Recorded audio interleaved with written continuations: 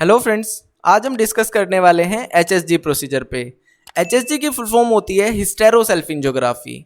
मतलब कि ये जो प्रोसीजर हमारे पास में होता है, ये प्रोसीजर फीमेल के रिप्रोडक्टिव सिस्टम को चेक करने के लिए किया जाता है। फीमेल का रिप्रोडक्टिव सिस्टम मतलब यूट्रस, फिलोपियन ट्यूब, हम इसके अंदर पे क्या करते हैं, इवेलुएट करते हैं। ये जो प्रोसीजर हमारे पास में होता है ये सिर्फ फीमेल के लिए होता है। किसके लिए होता है? फीमेल के लिए, क्योंकि यूट्रस किसके अंदर होता है? फीमेल के अंदर होता है। फिलोपियन ट्यूब किसके अंदर होती है? फीमेल के अंदर पे होती है। तो ये जो प्रोसीजर हमारा होता है ये मेल के लिए नहीं होता है, ये किसके लिए होता है? फीमेल के लिए होता है। ठीक है ना।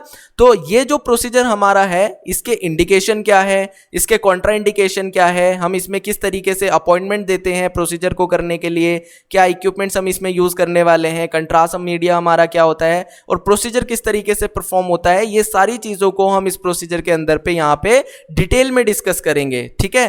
तो हमारे पास में हम यहाँ पे स्टार्ट कर लेते हैं इसके इंट्रोडक्शन से कि हमारा जो एचएसजी प्रोसीजर है वो एचएसजी प्रोसीजर क्या है और किस तरीके से हम इसको परफॉर्म करते हैं। तो hysterosalpingography HSG is a specialised fluoroscopic radiological procedure used to evaluate the female reproductive system. जैसे कि मैंने आपको बताया कि ये प्रोसीजर हमारा किस लिए होता है? फीमेल के रिप्रोडक्टिव सिस्टम को चेक करने के लिए किया जाता है। फीमेल का रिप्रोडक्टिव सिस्टम मतलब जो यूटेराइन कैविटी है या फिलोपियन ट्यूब है उसको चेक करने के लिए हम यहाँ पे इस प्रोसीजर को परफॉर्म करते हैं। ठीक है। और ये जो प्रोसीजर हमारे पास में होता है ये सबसे ज्यादा इनफर्टिलिटी, ठीक है ना, इनफर्टिलिटी का मतलब फर्टिलाइजेशन ना होना, रिकरेंट प्रेगनेंसी लॉस मतलब कि किसी का मिसकैरेज हो जाता है या अबॉर्शन होता है उसका ये प्रोसीजर चेक करते हैं, या किसी को यूट्रस के अंदर पे या फिलोपियन ट्यूब के अंदर पे अगर कोई स्ट्रक्चरल एबनॉर्मलिटी है या कोई पैथोलॉजिकल कंडीशन है तब भी हम इस प्रोसीजर को क्या कर सकते हैं? परफॉर्म कर सकते हैं। ठीक है। तो ये जो प्रोसीजर हमारे पास में होता है रिप्रोडक्टिव सिस्टम को चेक करने के लिए होता है। और किसका रिप्रोडक्टिव सिस्टम चेक करते हैं? वो हम फीमेल का रिप्रोडक्टिव सिस्टम चेक करते हैं। तो अब हम यहाँ पे बात कर लेते हैं कि कौन सी ऐसे सिम्टम्स, कौन से ऐसे कंडीशन, पैथोलॉजिकल डिमोस्ट्रेशन, इंडिकेशन हमारे पास में यहाँ है जिसके लिए हम इस प्रोसीजर को यहाँ पे परफॉर्म कर सकते हैं। तो जैसे कि मैंने आपको सबसे पहले बताया इनफर्टिलिटी का मतलब फर्टिलाइजेशन नहीं होना। ठीक है। सबसे ज्यादा जो प्रोसीजर परफॉर्म किया जाता है इनफर्टिलिटी के लिए ही किया जाता है। अब इनफर्टिलिटी मतलब फर्टिलाइजेशन नहीं हो रहा है। क्यों नहीं हो रहा है, क्या रीजन? देखो कैसा होता है कि जो हमारा ओवम होता है वो ओवम हमारा ओवरी से निकलता है और उसके बाद में फिलोपियन ट्यूब उसका ट्रैक होता है और उसके बाद में वो यूट्रस में आता है। ठीक है। स्पर्म क्या करता है? स्पर्म यहां से आता है यूट्रस में, यूट्रस से फिलोपियन ट्यूब से ट्रेवल करता है।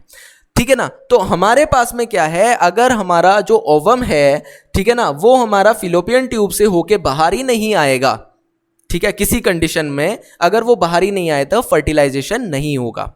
ठीक है ना। तो क्या हमारे पास में ऐसी कंडीशन है? तो अगर फिलोपियन ट्यूब के अंदर पे कोई ब्लॉकेज है, ठीक है, या फिर फिलोपियन ट्यूब के अंदर पे कोई इंफेक्शन है, तो इस कंडीशन में हमारे पास में क्या है, जो ओवम है वो हमारा फिलोपियन ट्यूब से बाहर की तरफ ही नहीं आ पाएगा, तो फर्टिलाइजेशन नहीं हो पाएगा। तो इसी वजह से वहां पे क्या आकर होगी, वहां पे इनफर्टिलिटी होगी। तो अगर किसी को इनफर्टिलिटी हो रही है तो ये सब चीजें चेक करने के लिए हम एचएसजी प्रोसीजर को परफॉर्म कर सकते हैं। ठीक है। और जरूरी नहीं है इनफर्टिलिटी के सिर्फ यही चांसेस हो, और भी बहुत सारे चांसेस हो सकते हैं। उसके बाद में आता है कंजेनाइटल यूट्रस एबनॉर्मलिटी। ये हमारे पास में यहाँ पे कंजेनाइटल होगा। क्या होगा? हाँ, कंजेनाइटल। इसकी स्पेलिंग आप यहाँ पे चेंज कर लेंगे, कंजेनाइटल लिख लेंगे। कंजेनाइटल यूट्रस एबनॉर्मलिटी मतलब कि यूट्रस के अंदर पे बाय बर्थ अलग अलग तरीके की इसकी एबनॉर्मलिटी स्ट्रक्चरल हो सकती है। मतलब कि किसी के 2 ब्लैडर हो सकते हैं, या एक ब्लैडर के अंदर पे पार्टीशन हो सकता है, या ब्लैडर का जो है वो साइज छोटा हो सकता है, या ब्लैडर का साइज बड़ा हो सकता है, पैडल साइज का हो सकता है। बहुत अलग अलग तरीके के जो है हमारे यूट्रस हो सकते हैं, फिलोपियन ट्यूब हो सकती है। तो अगर किसी को कंजेनाइटल यूट्रस के अंदर पे कोई एबनॉर्मलिटी है तब भी हम क्या कर सकते हैं, एचएसजी प्रोसीजर परफॉर्म कर सकते हैं। उसके बाद में सस्पेक्टेड जेनाइटल ट्यूबरोक्लोसिस, अगर किसी को जेनाइटल ऑर्गन के अंदर पे टीबी हो गई है फीमेल को, तो उसके लिए भी हम एचएसजी प्रोसीजर को परफॉर्म कर सकते हैं।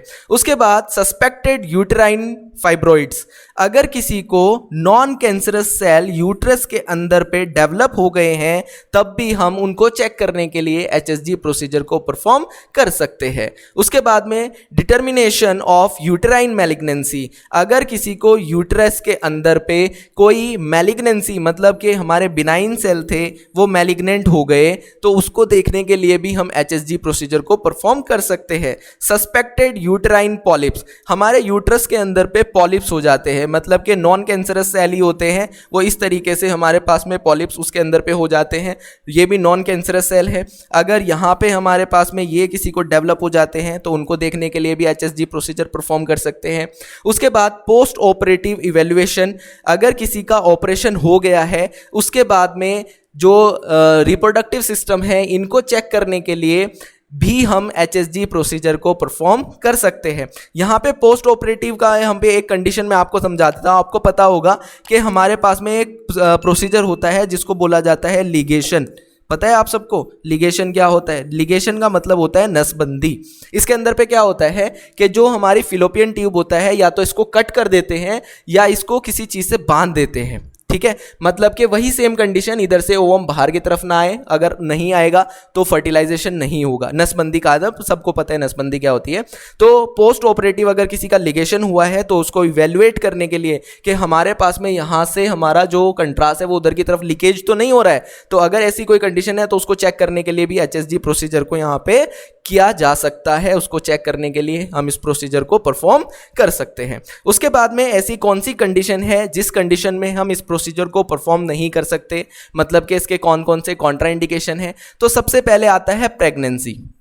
देखो प्रेगनेंसी की मैं आपको बात बता दूं कि हमने हर एक प्रोसीजर के अंदर पे या एक्सरे के बारे में पढ़ा है कि अगर किसी को प्रेगनेंसी है तो हम एक्सरे परफॉर्म नहीं करते हैं, ठीक है ना, हर प्रोसीजर के अंदर पे। लेकिन यहाँ पे प्रेगनेंसी का एक अलग ही मतलब है।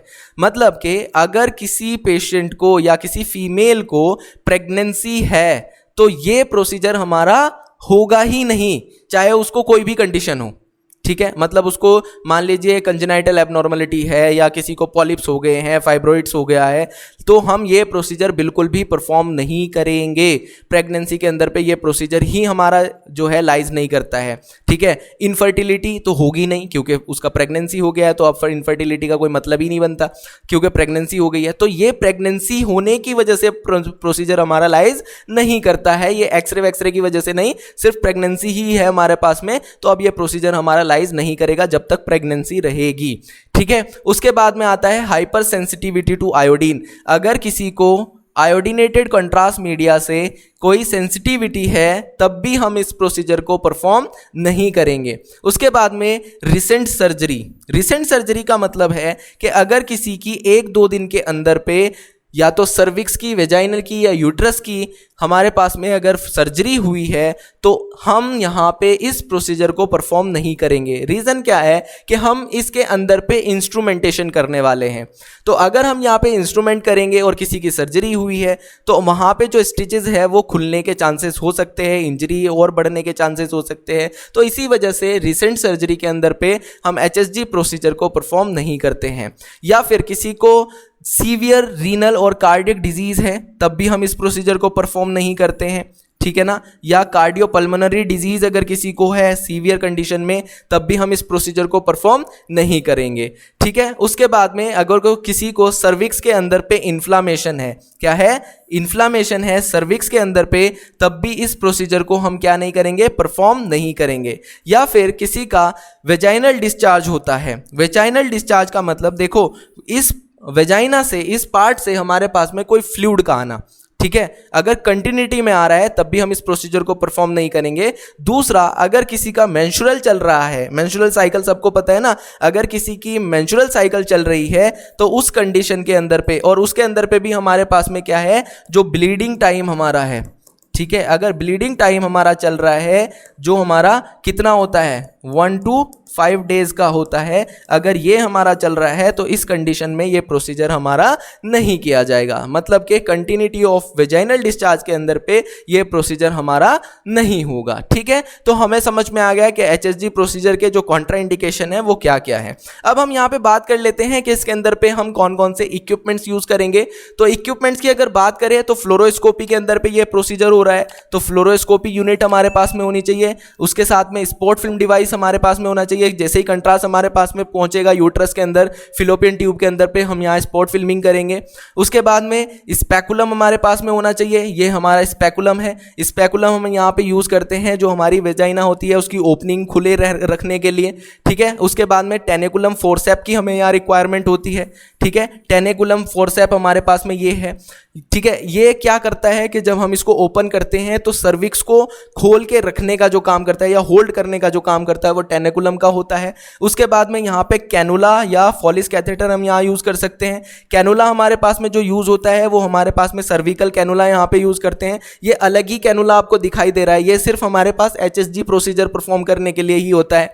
उसके बाद में जो हमारी सिरिंज होती है, सिरिंज को हम यहाँ पे यूज करेंगे, उससे हम कंट्रास्ट भी देंगे। ठीक है, एंटीसेप्टिक सॉल्यूशन ऑब्वियसली हम यहाँ पे क्या करने वाले भाई, जेनाइटल ऑर्गन के अंदर पे इंस्ट्रूमेंटेशन करने वाले हैं तो उसकी क्लीनिंग की रिक्वायरमेंट हमें होगी। ठीक है, एंटीसेप्टिक सॉल्यूशन की रिक्वायरमेंट हमें है, स्टेरॉइल टॉवल की रिक्वायरमेंट हमें है, गॉज की रिक्वायरमेंट हमें है, नॉर्मल सलाइन की रिक्वायरमेंट हमें है। तो ये सारे की सारी चीज़ें हैं जो हमारे पास में हमें हेल्प करेंगे हमारे किसके अंदर पे, इक्विपमेंट्स के अंदर पे प्रोसीजर परफॉर्म करने के लिए।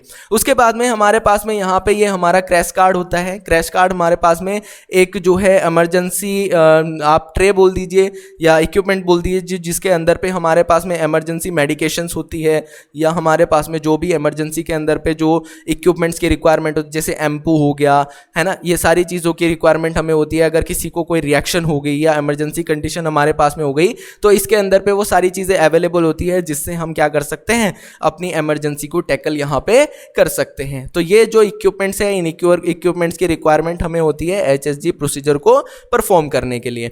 उसके बाद में हम बात करते हैं कंट्रास्ट मीडिया की। देखो, कंट्रास्ट मीडिया इसके अंदर पे वाटर सोल्यूबल कंट्रास्ट मीडिया ही हम सबसे ज़्यादा इसके अंदर पे क्या करते हैं, प्रीफर करते हैं। क्या करते हैं, प्रीफर करते हैं। और जो कंट्रास्ट मीडिया हमारे पास में होता है, इस कंट्रास्ट जो वाटर सोल्यूबल कंट्रास्ट मीडिया होता है इसका लोअर रिस्क होता है। ठीक है ना, मतलब कि हमारे पास में क्या है, पहले इसके अंदर पे जो सबसे पहले एचएसजी प्रोसीजर है, अगर इसकी हिस्ट्री पे बात करें तो इसमें सबसे पहले oil soluble contrast media use किया गया था। वो बहुत ज़्यादा इसके अंदर पे टॉक्सिक था, उससे बहुत सारे सेल थे वो डैमेज होते थे। वो अलग ही तरीके का हमारे पास में जो है एक ऑयल सोल्यूबल कंट्रास्ट मीडिया था, वो फिर बाद में यूज होना बंद हो गया था। ठीक है, अभी भी इसके अंदर पे oil soluble contrast media use करते हैं, लेकिन आजकल वाले यूज करते हैं जो हमारे पास में अभी बन गए हैं आइसोओस्मोलर वाले कंट्रास्ट मीडिया। ठीक है ना, तो वो भी मैं आपको बताऊंगा, लेकिन पहले हम यहाँ पे बात कर लेते हैं वाटर सोल्यूबल कंट्रास्ट मीडिया की। उसकी जो क्वांटिटी होती है, हम यहाँ 10 to 15 ml यहाँ पे क्या करते हैं, यूज में लाते हैं कंट्रास्ट मीडिया को। वैसे हमारे पास में मैक्सिमम जो क्वांटिटी होती है 10 ml हमारे पास में इसके अंदर पे यूज किया जाता है, लेकिन फिर भी हमारे पास में 5 ml हम एक्स्ट्रा में रख सकते हैं, हो सकता है खराब हो जाए, कुछ हो जाए। ठीक है ना, तो ये जो कंट्रास्ट मीडिया हमारे पास में आयोहेक्सोल ओमनीपैक कंट्रास्ट मीडिया हम यहाँ पे यूज कर सकते हैं, आइसोवीव कंट्रास्ट मीडिया हम यूज कर सकते हैं, वीसी पैक हम यहाँ पे यूज कर सकते हैं। ये आइसोस्मोलर कंट्रास्ट मीडिया, लो स्मोलर कंट्रास्ट मीडिया हमारे पास में है। क्वांटिटी मैंने आपको बता दी 10 ml, 10 to 15 ml contrast media हम यहाँ पे क्या करेंगे, यूज में लाएंगे। उसके बाद में हम ऑयल बेस्ड कंट्रास्ट मीडिया भी यूज कर सकते हैं, लेकिन इसको बहुत रेयर यूज किया जाता है। ठीक है ना, इसकी जो क्वांटिटी होती है 15 to 20 ml हम यहाँ पे इस कंट्रास्ट मीडिया को यूज करेंगे। जो ऑयल बेस्ड कंट्रास्ट मीडिया हमारे पास में होता है, और उसके अंदर पे हमारे पास में लिपियोडोल कंट्रास्ट मीडिया हम यहाँ पे क्या करते हैं, यूज में लाते हैं। क्या करते हैं, यूज में लाते हैं लिपियोडोल कंट्रास्ट मीडिया। तो ये हमें समझ में आ गया कंट्रास्ट मीडिया, हम इसके अंदर पे वाटर सोल्यूबल कंट्रास्ट मीडिया भी यूज कर सकते हैं, ऑयल बेस्ड कंट्रास्ट मीडिया भी यूज कर सकते हैं। लेकिन यहाँ पे कंफ्यूज नहीं होना है कि आप अगर ऑयल बेस्ड कंट्रास्ट मीडिया के बारे में पढ़ोगे तो यहाँ पे जो है एक हिस्ट्री है ऑयल बेस्ड कंट्रास्ट मीडिया की एचएसजी प्रोसीजर से।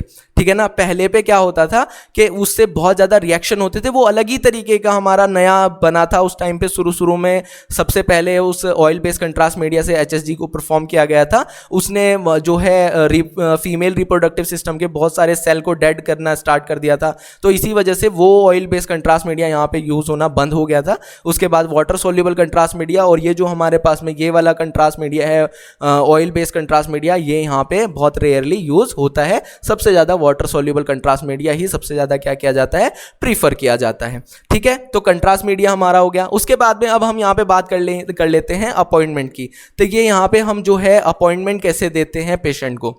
तो best time for HSG, the procedure is typically schedule between days 7 to 10 days.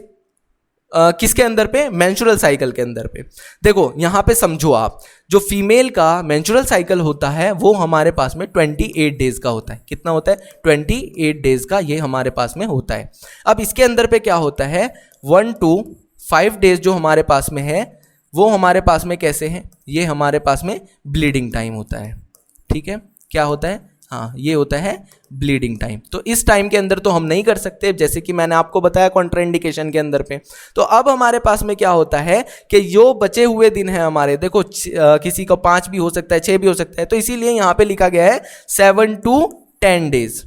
ठीक है, क्या है, 7 to 10 days before evaluation ovulation, before ovulation period. मतलब कि क्या होगा, 10 डेज या 11 डेज 12 डेज के बाद यहाँ पे ओवुलेशन पीरियड जो हमारा है वो स्टार्ट हो जाता है। मतलब फर्टिलाइजेशन पीरियड हमारा क्या हो जाता है, स्टार्ट हो जाता है। तो हमारे पास में हम ये जो प्रोसीजर परफॉर्म करेंगे मेंस्ट्रुअल साइकिल के अंदर पे, ये हमारा कितना होगा, 7 to 10 डेज के बीच बीच में अंदर पे करेंगे। मतलब कि 7 to 10 डेज के बीच ये दिन नहीं है, मतलब कि 1 से 5 दिन तो ये हो गया, उसके बाद से 7 से 10 दिन का बीच, मतलब कि ये कंटिन्यूटी में चल रहा है। 5 से 5 दिन ये हो गए, उसके बाद 1-2 दिन के बाद 7वां दिन आएगा, 7वें दिन से 10वां दिन, 11वां दिन, 12वां भी कर सकते हो, तो यहाँ तक आप इसको ले जा सकते हो। लेकिन जैसे ही 12वां दिन या 11वां दिन हमारा जो होता है वो लास्ट होता है, ओव्यूलेशन पीरियड से यहाँ से स्टार्ट हो जाता है, वैसे 12वें दिन से हम मानते हैं। तो ये हमारे पास में जो है, अगर आपने 13वें दिन नहीं कर सकते आप इसको, ठीक है ना, क्योंकि ये अब क्या होगा हमारे पास में, ओव्यूलेशन पीरियड हमारा स्टार्ट हो गया है, फर्टिलाइजेशन पीरियड स्टार्ट हो गया है, आपको ये इसी दिन स्टार्ट करना है। ठीक है, और उसके बाद में आपका पूरा ओव्यूलेशन पीरियड जाएगा। फिर आप अगर प्रेगनेंसी हो जाती है तो ठीक है, वरना फिर आपको क्या करना है, वेट करना है। अगर जो है प्रेगनेंसी नहीं अगर होती है तो आप उसके बाद में जो है 18 के बाद 28 तक भी आप कर सकते हैं, लेकिन उसको अच्छा पीरियड नहीं माना जाता है और बहुत ज़्यादा डॉक्टर उसको रिकमेंड नहीं करते हैं। आपको जो रिकमेंड करना है वो सिर्फ हमारे पास में बिफोर ओव्यूलेशन पीरियड, मतलब फर्टिलाइजेशन पीरियड से पहले ही आपको इसको क्या करना है, रिकमेंड करना है, अपॉइंटमेंट देना है। ठीक है, और ये हमारे पास में कब आएगा डेज, इसको हम अपॉइंटमेंट करेंगे जैसे ही उसकी ब्लीडिंग टाइम खत्म होगा। ठीक है ना, उसी टाइम हम उसको बता देंगे, जैसे ही उसका खत्म होता है 1-2 दिन के अंदर हम उसको अपॉइंटमेंट दे देंगे। उससे हमारे पास में जो प्रेगनेंसी रिस्क होते हैं वो भी नहीं होगा, जो हमारे पास में यूट्राइन कैविटी और फिलोपियन ट्यूब की जो विजुअलाइजेशन होगी वो भी बहुत अच्छी आएगी, और कोई भी इन्फेक्शन होने के वहाँ पे जो रिस्क है वो भी यहाँ पे क्या हो जाएंगे, रिड्यूस हो जाएंगे। तो इस तरीके से हमारे पास में HSG प्रोसीजर का जो अपॉइंटमेंट होता है वो यहाँ पे दिया जाता है। और इसको अच्छे से समझने के लिए आपको एक रूल पढ़ना पड़ेगा जिसको बोला जाता है 10 डेज रूल।